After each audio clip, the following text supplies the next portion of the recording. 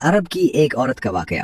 عرب میں ایک عورت تھی جس کا نام جعفر تھا۔ وہ انتہائی سخی اور فیاض تھی۔ لوگوں میں یوں تقسیم کرتی تھی کہ دائیں ہاتھ کو بائیں ہاتھ کا علم نہ ہوتا۔ کچھ دنوں سے وہ ایک خاص راستے سے گزرنے لگی۔ اس راستے پر دو اندھے بیٹھے ہوتے تھے۔ یہ دونوں صدائیں لگاتے۔ ایک اندھا کہتا تھا، الہی مجھے اپنے فضل و کرم سے روزی عطا فرما۔ دوسرا اندھا صدا لگاتا، یا رب مجھے جعفر کا بچا ہوا عطا کر۔ جعفر دونوں کی صدائیں سنتی تھی اور دونوں کو کچھ نہ کچھ عطا کرتی تھی۔ جو اندھا اللہ کے فضل کا طلبگار ہوتا اسے وہ 2 درہم دیا کرتی، جبکہ جو اندھا جعفر کے فضل کا طالب ہوتا اسے وہ ایک بھنی ہوئی مرغی عطا کرتی۔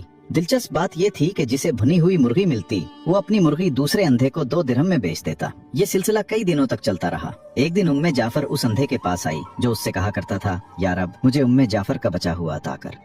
جعفر نے اس سے پوچھا، کیا تمہیں 100 دینار ملے ہیں؟ اندھا حیران ہو گیا اور بولا، نہیں، مجھے تو صرف ایک بھنی ہوئی مرغی ملتی تھی جسے میں 2 درہم میں بیچ دیتا تھا۔ جعفر نے کہا، جو اندھا اللہ کے فضل کا سوال کرتا تھا میں اسے 2 درہم دیتی تھی، لیکن تمہیں جو مرغی دیتی تھی اس کے اندر 10 دینار ڈال دیا کرتی تھی۔ یہ سن کر اندھے نے اپنا سر پیٹ لیا اور چیخنے لگا، ہائے میری کمبختی، کاش میں ایسا نہ کرتا، میں تو مارا گیا۔